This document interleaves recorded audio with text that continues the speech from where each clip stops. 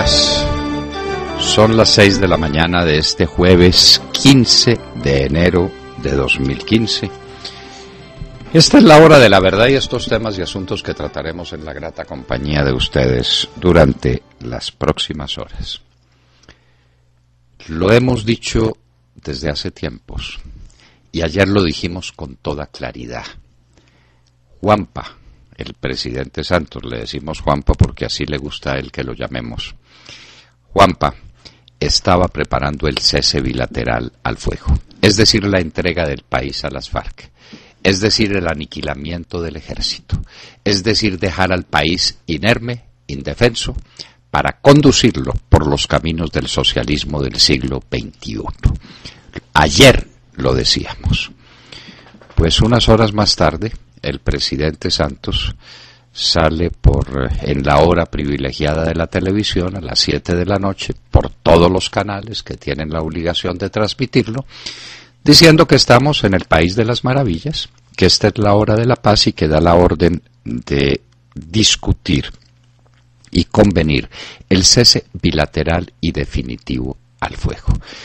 Le recordaremos algunas cosas que dijo hace muy poco, porque este hombre engaña y se engaña a sí mismo, se contradice sin pudor, es en todo el sentido que la expresión tiene un verdadero cínico, el cese bilateral al fuego. ¿Y qué pasó con los soldados muertos? ¿Qué pasó con eso? ¿Había que ocultar la muerte de esos soldados para no dañar el discurso de anoche? ¿Qué pasó con los 8 soldados que murieron en el Meta? Lo dicen las FARC. El ministro dice que las FARC son unas mentirosas, pero el presidente dice que las FARC son veraces, tanto que se puede negociar con ellos. Uno con mentirosos no negocia porque la negociación es imposible. Luego hay que creerle a las FARC. Pero el ministro dice que no. ¿En qué país estamos? ¿En qué mundo vivimos? ¿Y para dónde nos quieren llevar con toda esta serie de artificios, de contradicciones, de mentiras?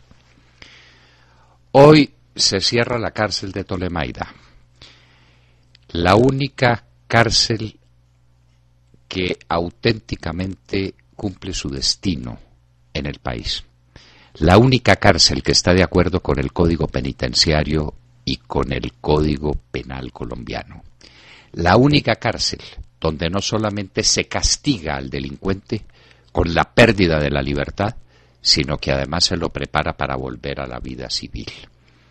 Pero unos periodistas hablaron de Tolemaida Resort y hemos comprobado que el ministro de Defensa, qué doloroso es decirlo, tampoco tiene carácter.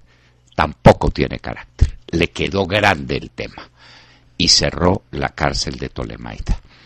Ministro, usted sabe cuánto lo admiramos, cuánto lo queremos, pero esto que está haciendo con los presos de Tolemaida no tiene perdón, y eso gravitará sobre su conciencia, por mucho tiempo o por siempre, porque usted sabe que es una injusticia, y hay del que comete injusticia. Usted le está destrozando la vida a más de 200 familias, de personas que entregaron sus seres queridos al servicio de la patria. ¿Delinquieron o no delinquieron? ¿Quién lo sabe? Pero tienen derecho a la reparación, y se estaban reparando en la cárcel de Tolemaida, y usted los manda para Bello, Antioquia, destrozando esas familias.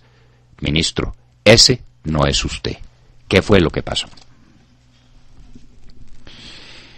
Los mamertos de la izquierda piden que no se ataque a las FARC. Y ganan.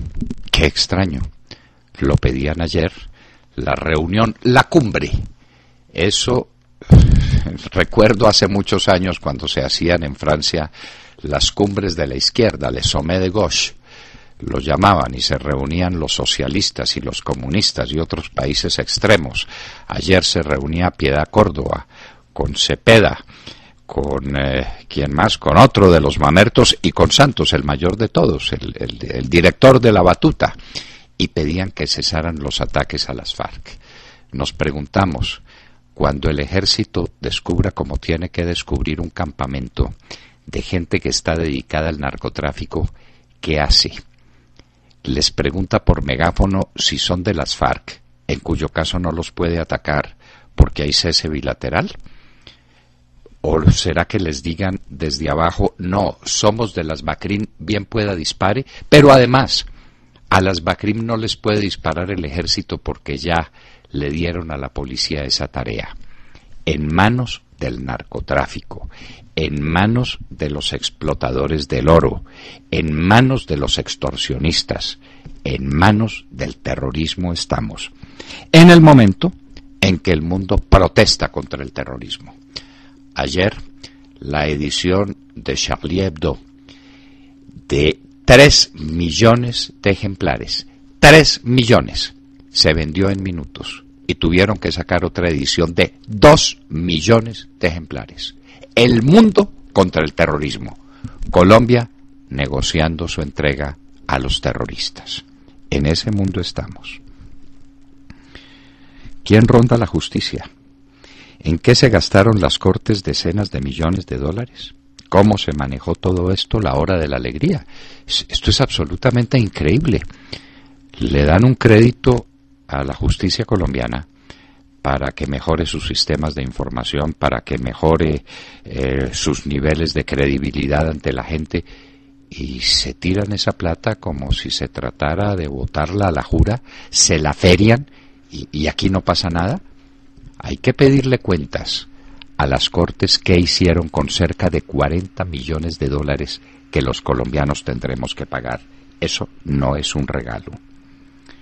En Buenaventura siguen asesinando a la gente que desaparece, la declaran desaparecida, la buscan y la encuentran después vuelta picadillo. Eso es el resultado de la asociación de la mafia colombiana, la de las FARC, con la mafia mexicana.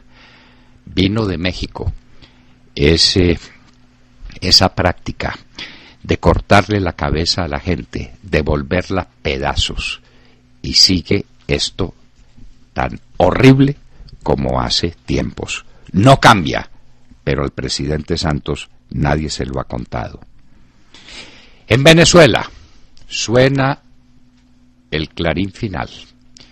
Se une la oposición.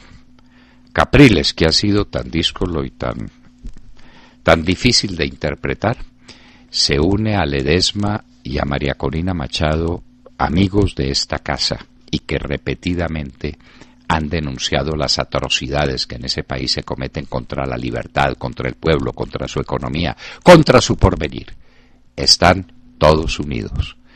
Y Maduro no tiene para mostrar sino las colas inmensas de gente desesperada, enloquecida, por comprar una libra de harina o por comprar una bolsa de leche.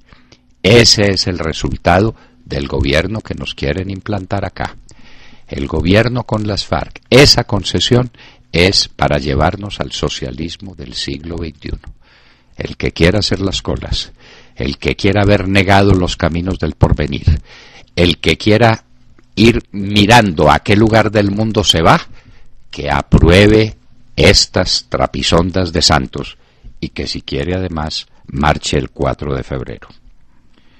Los cubanos prefieren el mar y los tiburones a Raúl Castro y a lo que está pasando en Cuba. Los guardacostas de los Estados Unidos han denunciado un aumento exponencial de los balseros cubanos rescatados del mar. ¿Y cómo se los devuelven a Cuba? En momentos en que se está haciendo probablemente la paz con Cuba. Los cubanos sí saben cómo se vive allá. El señor Obama no lo sabe, porque el señor Obama no sabe nada de nada. Y quiere hacer la paz con Raúl Castro para permitir que siga maltratando a la gente como la está maltratando, hasta el punto de que los cubanos prefieren las olas embravecidas del mar y los tiburones que los acechan y lanzarse a una balsa para correr la aventura. Tal vez alcancen la libertad. El milagro colombiano, lo dijo el ministro de Hacienda y no lo podíamos creer. Dijo que la caída del petróleo no afectaba para nada la estructura fiscal del país, que no había problema ninguno. Y resulta que el país vive del petróleo. Admitió que era su principal producto de exportación, que brillantez la del doctor Cárdenas, pero que eso no afectaba para nada la situación fiscal de Colombia. Tenemos a Ecopetrol en quiebra y Ecopetrol es la vaca lechera del gobierno y aquí no pasa nada. Vivimos en un mundo de ilusiones y de fantasías y de mentiras.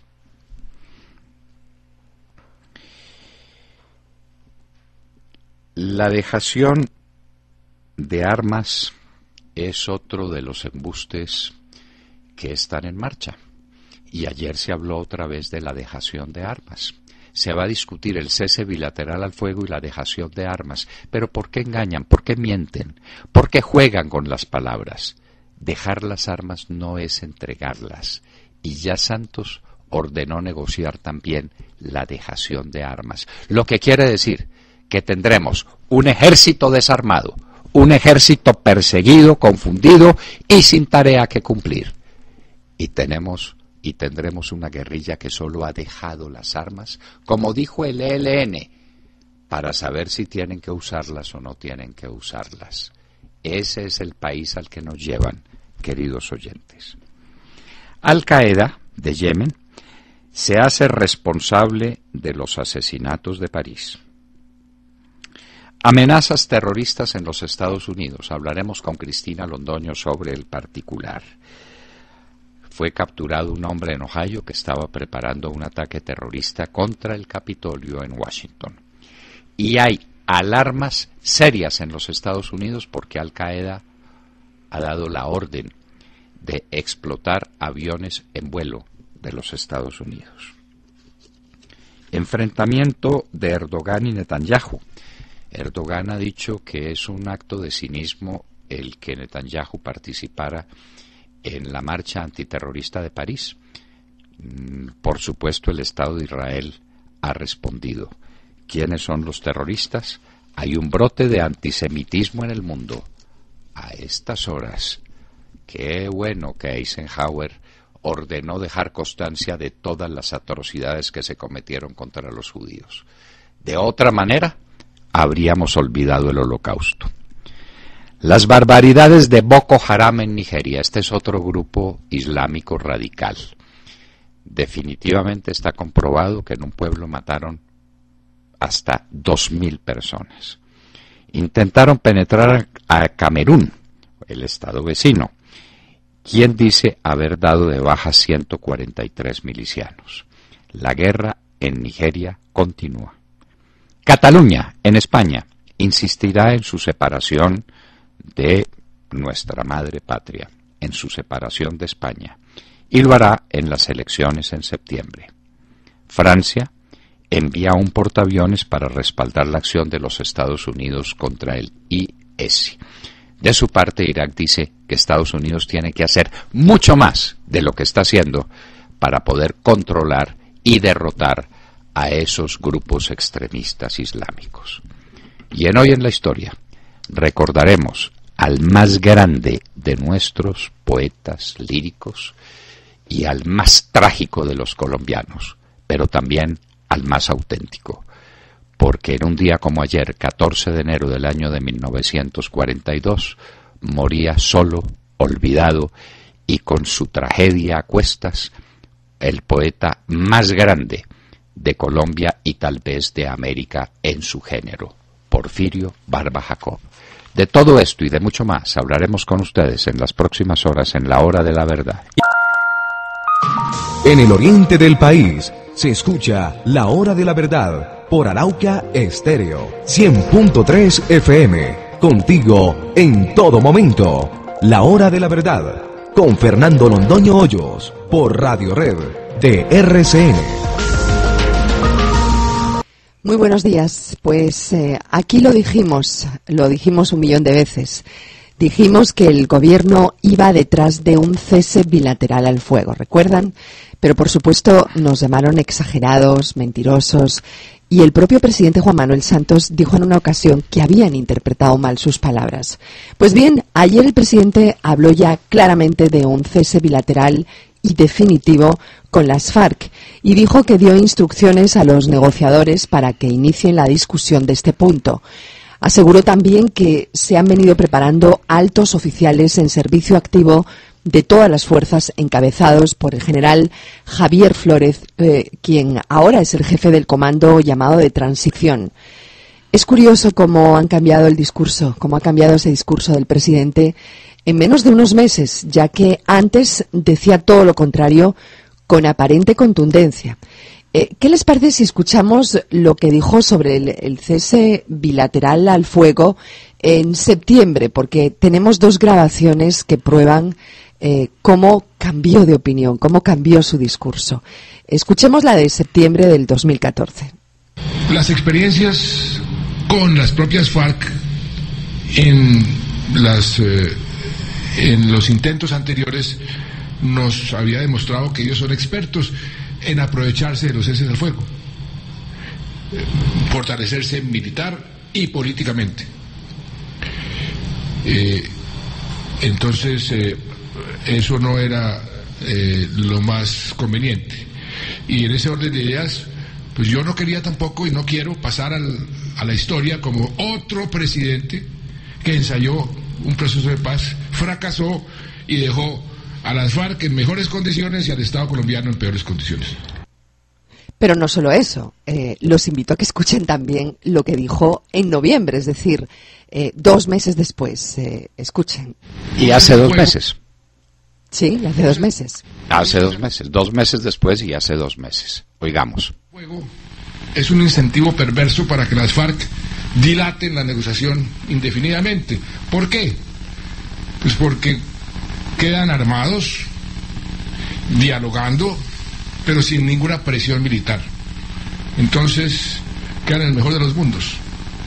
Y ese incentivo perverso, pues, no es lo más aconsejable. Yo quiero... Bueno, pues hace solo unos meses era un incentivo perverso y hoy la situación es totalmente diferente. Después de muchas vueltas, insinuaciones y coqueteos, el cese bilateral al fuego es ya una realidad, ya no es un incentivo perverso y no es una tontería de los integrantes de la Hora de la Verdad, como insinuaron varias veces.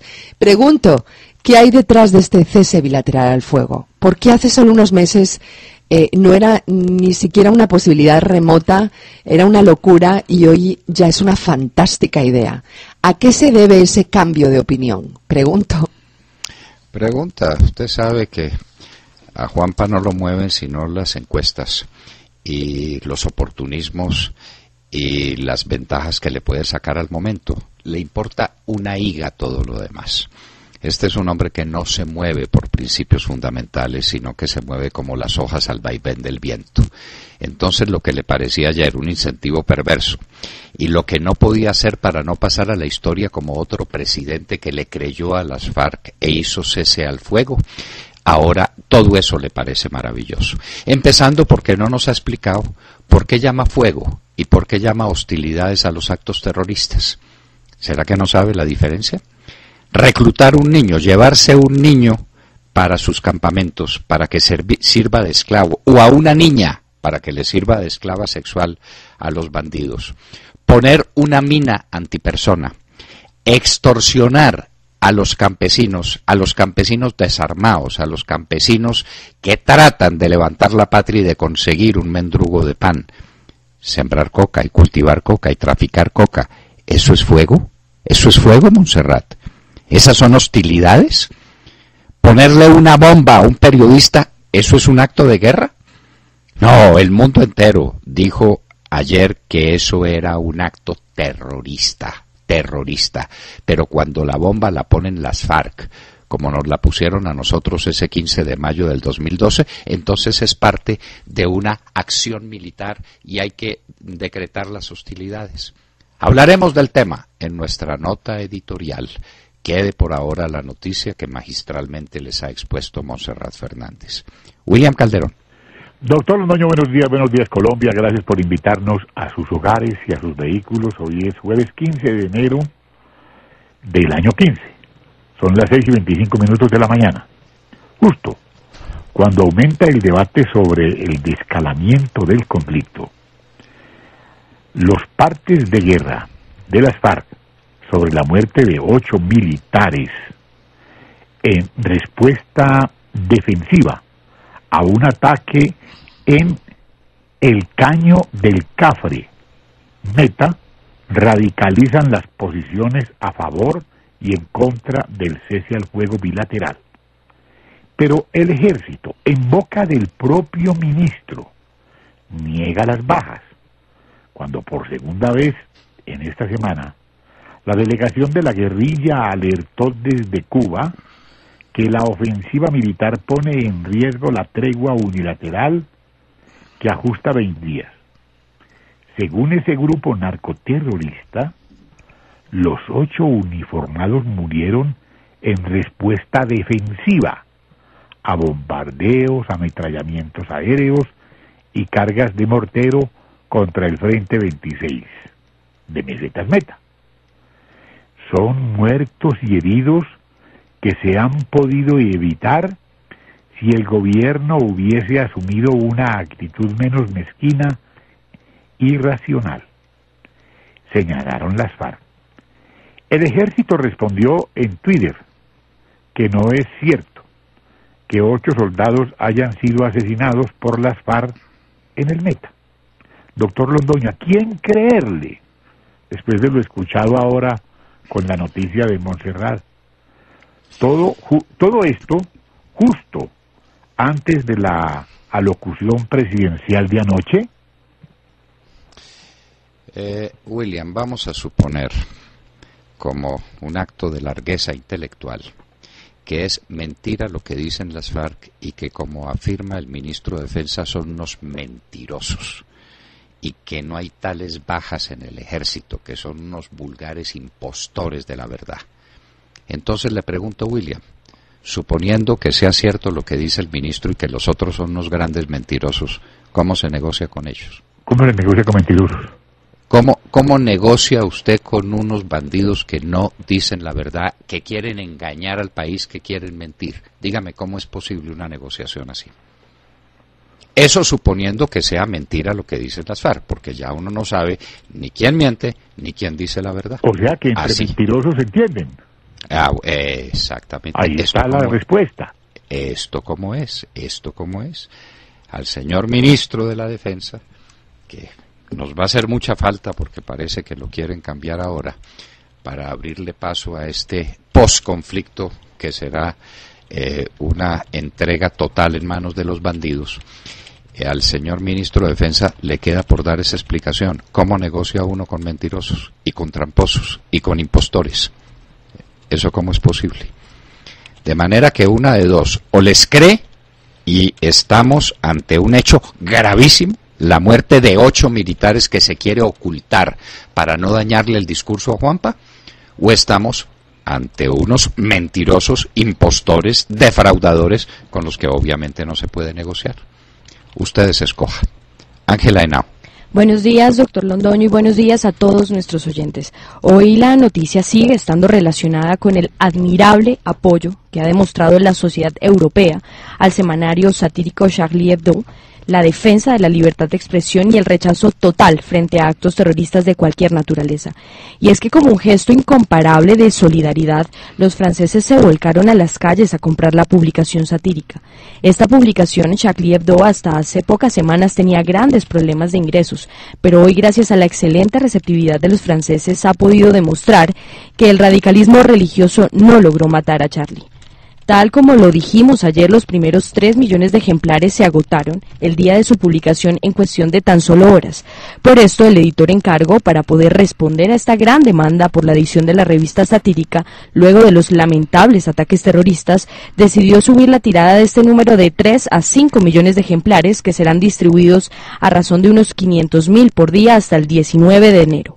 Y la reacción en contra del terrorismo sigue sobrepasando las fronteras, ya que estas 500.000 copias diarias saldrán no solo en Francia, sino también en otros países y otros idiomas, entre ellos el árabe. Bueno, y le recordamos a nuestros oyentes que los sobrevivientes de la redacción del semanario satírico en esta edición representaron a Mahoma con una lágrima portando un letrero: "Yo soy Charlie", y bajo el título "Todo queda perdonado". Lastimosamente, en el mundo islámico no hubo tan buena recepción a esta nueva edición. La nueva portada de Charlie Hebdo fue soslayada por los grandes medios de los países musulmanes y en algunos países de África y Asia, puesto que el Islam prohíbe representar al profeta Mahoma. Irán, por ejemplo, condenó la publicación a través de su cancillería y la calificó de insultante e hiriente para los sentimientos de los musulmanes. Al-Azhar, principal autoridad del Islam sunita con base en Egipto, considera que los nuevos dibujos atizarán el odio. Sin embargo, en otros países como Turquía, el diario opositor Cumhuriyet publicó buena parte del número. A pesar de estas críticas, lo que ha logrado la comunidad europea y en especial la sociedad francesa es darle una lección al resto del mundo. De esta manera, con valor, solidaridad y entereza se enfrenta al terrorismo, con manifestaciones civiles de rechazo, pero también con una respuesta contundente militar para dejar ver que ningún Estado se puede rendir ante el terror de los radicales. Esperemos que esta lección sea bien aprendida por el mundo, por Colombia y por todos nosotros, y que podamos reaccionar de manera tan proactiva a todo acto de barbarie e intolerancia. Y bueno, doctor Londoño, muy oportuna esta lección para el día de hoy, para todos los que trabajamos desde los medios de comunicación y en especial para quienes trabajamos para este proyecto, para la hora de la verdad. Sí, señora, es el mundo entero contra el terrorismo, menos en Colombia, que tiene un presidente que obtuvo su credencial con fraude, porque habrá que repetirlo, las elecciones las ganó Juanpa con fraude que probaremos, pero ese es el presidente que tenemos elegido y posesionado, que está a favor del terrorismo y que está negociando con los terroristas y que le quiere entregar el país a los terroristas. Y eso es lo que plantean como una Colombia nueva, como una Colombia en paz, como una Colombia distinta, una Colombia esclavizada, destrozada por estos bárbaros. Sergio Gel. Doctor Londoño, muy buenos días para usted, para todos nuestros oyentes. 6 de la mañana, 33 minutos, y amanecemos hablando también de cómo arranca el año para tantos colombianos con el agua al cuello, doctor Londoño, y esto por cuenta de las cifras de endeudamiento de los colombianos. Mire, las cifras son así. Se estima que entre el mes de enero y el mes de noviembre del año pasado, la deuda de los colombianos para gastos de consumo alcanzó los 9.3 billones de pesos. Pero en diciembre, la deuda solo de diciembre aumentó en otros 4,5 billones de pesos. Unas cifras que pues generan preocupación porque pues son unas cifras bastante significativas, las de diciembre sobre todo. Pero tenemos un total de más de 13 billones de pesos, casi 14 billones de pesos en deudas de consumo del año pasado. Hay que mirar también la cartera vencida, doctor Londoño, porque se estima que más de millón y medio de personas tienen dificultades para cumplir con las obligaciones financieras. Se estima que la cartera vencida de consumo alcanza los 4.2 billones de pesos, que viene siendo una cifra muy similar a la de gasto en consumo a través de crédito en el mes de diciembre. Así pues que es un panorama complicado con el que muchos colombianos inician el año tras haberse endeudado bastante durante 2014 con un pico muy alto en diciembre del año pasado, y pues esto en medio de un panorama de incertidumbre en materia económica que nos plantea pues el país para este 2015, doctor Londoño, con los precios del petróleo, ¿cómo están? Con el hueco fiscal que se viene. Y bueno, pues es un panorama bastante complicado para los colombianos que están con el agua al cuello, doctor Londoño. A ver, Sergio, pero hay una precisión que me tiene que hacer porque yo no entendí bien el tema. ¿Los 9 billones y los 4,5 es consumo total o es consumo con tarjeta? Consumo con tarjeta de crédito. Ah, bueno, esa precisión usted no la hizo y es una precisión fundamental para entender la noticia. Sí, señor. Es decir, entre enero y noviembre, los colombianos utilizaron su tarjeta de crédito en 9 billones de pesos. Así es. Y solo en diciembre, la utilizaron en 4,5. Que es la mitad del consumo de todo el año. La mitad del consumo con tarjeta de crédito. Sí, señor. Obviamente, eso es que la gente no tiene plata disponible. Uno se endeuda cuando no tiene plata disponible, porque nadie quiere pagar intereses por deporte. y el aumento en la cartera vencida, esas son voces de alarma sobre una economía que no da. Esa tarjeta de crédito la usa sobre todo la clase media que fue molida a palos con la última reforma tributaria. Claro, y hay que decir, doctor Londoño, es la deuda más cara de todas, ¿no? La de la tarjeta de crédito. Esos son los intereses más altos. Obvio, son intereses, pues los mismos intereses moratorios. Hasta allá llegan, los intereses de usura, perdón. Sí, hasta allá llegan. Sí. Así es. No pueden más porque los meten a la cárcel por usureros. Hasta allá cobran los bancos. De manera que es una cartera muy grande y son unos niveles de consumo con tarjeta de crédito sencillamente escalofriantes. Al debe. Alejandro Ramírez. Buenos días a los oyentes de la Hora de la Verdad. Siguen los casos de desmembramiento en el país. En Buenaventura, puerto sobre el Pacífico, que llamó tristemente la atención del país por las casas de pique, siguen encontrando cuerpos desmembrados. Desde el inicio del año en Buenaventura las autoridades registran 3 casos de desmembramientos en este puerto. Esta semana agentes del CTI encontraron en un paraje del barrio El Progreso restos de 2 cadáveres que corresponden a 2 jóvenes de 16 y 18 años. El año pasado se contabilizaban más de 28 personas descuartizadas en Buenaventura. La Defensoría del Pueblo calcula que estos desmembramientos han causado el desplazamiento de más de 13.000 personas del puerto. El asesinato de personas mediante desmembramiento viene conectada frecuentemente con fenómenos de delincuencia como extorsión, combos armados, fronteras invisibles. Los desmembramientos son la manera como los combos delincuenciales ocultan la cifra de criminalidad y los homicidios, dado que solo puede contabilizarse la muerte cuando días después hayan los restos fatales. Pero oyentes, no solo en Buenaventura, los desmembramientos alertan a la población.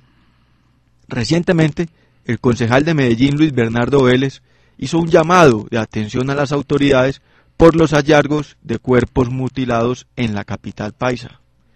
En Medellín, las autoridades han dado noticia del reacomodo de las bandas conocidas como los Rastrojos y el Clan Úsuga, quienes se disputan el control de territorios y las millonarias ganancias que dejan la extorsión y el microtráfico. Recientemente se han encontrado cuerpos picados en bolsas dentro de los vehículos, doctor Londoño.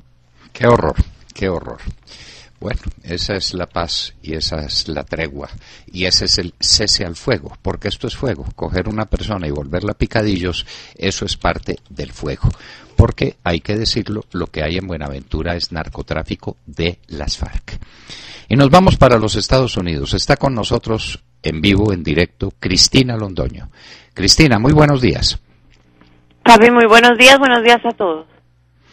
Bueno, Cristina, hay alarma de terrorismo en los Estados Unidos.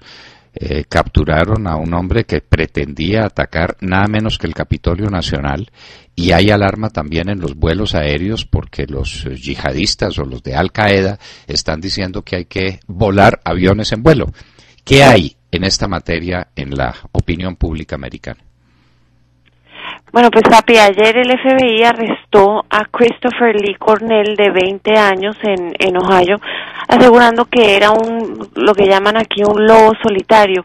Es un terrorista que decía que estaba aliado al grupo extremista terrorista islámico ISIS y que estaba planeando ya las últimas etapas de un atentado contra el Capitolio de los Estados Unidos. Según planes que este hombre le había adelantado a un informante que acabó cooperando con el FBI, él quería detonar bombas en la sede legislativa y dispararle a la gente cuando saliera huyendo del edificio. El hombre supuestamente ya había estudiado el edificio y ya había comprado los explosivos. El FBI lo había empezado a rastrear por comentarios alarmantes que supuestamente había hecho en las redes sociales apoyando una guerra santa o yihad bajo el alias de Rahil Mahfouz. Este hombre le habría dicho al informante que él ya estaba alineado con el grupo terrorista ISIS, pero aseguraba que no le habían dado órdenes específicas de realizar los ataques. Sin embargo, le había contado a este informante que le opinaba que hacer estos ataques era la mejor manera de apoyar al grupo extremista islámico, que nuevamente les recuerdo que son tan extremistas y tan sanguinarios que supuestamente los votaron de Al Qaeda. Esa es la clase de gente a la que estaba alineada, ¿no? Y pues por las noticias que se han conocido, por la manera en que se anuncian, se venden y promueven su ideología en las redes sociales, pues se saben las cosas que planea este grupo ISIS, las cosas que quisiera hacer, y pues sabemos que los atentados contra Estados Unidos están en primera línea. Entonces eso genera una grandísima preocupación. La otra noticia de la que les quiero hablar es que ya habíamos vaticinado que se venía una guerra por el tema migratorio violenta entre la administración Obama y el nuevo Congreso de mayoría republicana. Pues esta guerra ya se desató en la práctica ayer. Una mayoría republicana en la Cámara de Representantes votó para bloquear todos los fondos que necesitaría la administración Obama para adelantar esa orden ejecutiva que el presidente anunció de manera unilateral y que se supone iba a darle alivio migratorio, o va a darle alivio migratorio a unos 5 millones de indocumentados. Pero quizá la parte más dura de todas es que esta mayoría republicana dice que está dispuesta a quitarle la protección de la que ya gozan unos 600,000 jóvenes soñadores, que estos son a los que trajeron los papás a este país de niños, que han estudiado acá, que hicieron sus carreras acá y que el presidente les había dado esta protección de deportación, una deportación diferida. Pues estos republicanos ahora, al hacer la votación, dicen que quieren quitarles la protección y deportar a estos 600,000 jóvenes soñadores que ya se inscribieron en el programa. El congresista de Chicago, Luis Gutiérrez, dijo que esto es una hipocresía, que la Cámara de Representantes el año pasado había hablado de una lista de principios para adelantar la reforma migratoria y que ahora hacían esto. El presidente de la mayoría, John Boehner, leyó ayer en la votación las 22 maneras distintas en que el presidente Obama dijo, antes de aprobar la orden ejecutiva, que él no tenía el poder constitucional para adelantar este alivio migratorio. Y entonces diciendo que el presidente, que había dicho también que esto no era una monarquía y que él no podía inventarse leyes, no podía hacer esto. Boehner estaba tratando de conciliar con la parte más, digamos, ultraconservadora del Partido Republicano, después de que prácticamente casi le cobran la elección al líder de la mayoría.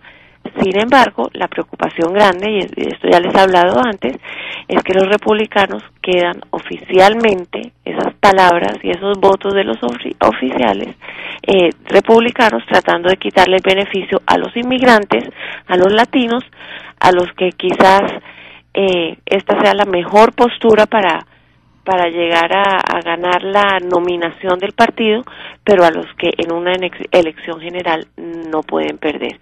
Y esta votación de ayer, aunque se espera que la vaya a vetar el presidente, no llegue a ninguna parte, pues ya tiene a los republicanos bajo récord, haciendo un voto terrible contra los hispanos, sobre todo porque se metieron con este grupo de jóvenes soñadores, que esta gente sí que tiene el apoyo de la grandísima mayoría de los latinos en este país.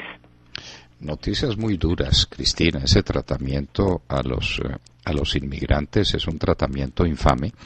Uno entiende que la sociedad tenga que defenderse y que no pueda aceptar indefinidamente que le llegue gente de todas partes, que le llueve gente de todas partes, sin ninguna posibilidad de discernir quiénes son buenos, quiénes son malos, quiénes pueden servir o quiénes no pueden servir.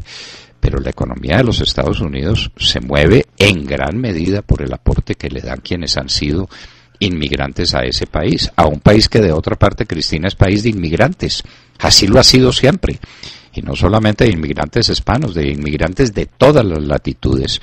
Y el milagro y la grande obra ha sido que todos esos inmigrantes han sido incorporados a un estilo de vida, a una manera de ver las cosas, a lo que se llama el sueño americano. Eso es lo grande de la sociedad americana, que ha logrado constituirse como tal sociedad a partir de esa inmigración permanente que le ha dado brillo, grandeza y que ha hecho de los Estados Unidos lo que hoy es.